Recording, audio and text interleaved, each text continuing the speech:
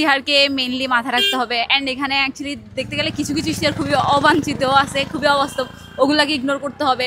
And যেগুলো actually 1 বছরে হওয়া পসিবল, ওই ইশতিহারগুলো দেখে আমি অ্যাকচুয়ালি ছোটো মানুষ, তো ওইগুলো দেখে আমি আসলে ভাবতেছি ভোটটা দিব।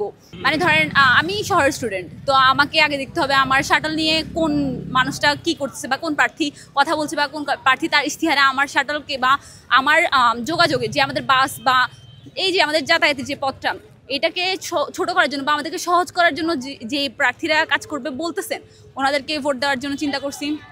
তারপর ধরেন আমাদের আবাসন সংকট, মেনলি চিটাগাং ইউনিভার্সিটির যেটা সবচেয়ে বড় ব্যাপার, ওই ব্যাপারটা নিয়ে যারা কথা বলছে আমি ওনাদেরকে চুজ করছি। দেন আমাদের যে অনলাইনে রেজাল্ট, তারপরে বিভিন্ন টাকা পয়সা দেওয়া বা বিভিন্ন ব্যাংকিং কাজ করবারগুলো যারা করতে চাচ্ছে তাদেরকে আমি দেখতেছি। ভালোই দেখছি অ্যাকচুয়ালি, কাউকেই ওভাবে ছোটও করতে পারছি না, বড়ও করতে পারছি না, সবাই ভালো পজিশনে আছে এখন, মানে গত 1 বছরে আমরা দেখছি আর কি। তবে হ্যাঁ, শিবির তুলনামূলক কাজ বেশি করে, বা আমরা সবসময় দেখে আসছি যে কোনো প্রতিষ্ঠানে শিবির তুলনামূলক কাজ বেশি করে অন্যান্য দলগুলোর থেকে। তো আমার মনে হয় সেই জায়গায় ভালো একটা পজিশনেই আছে।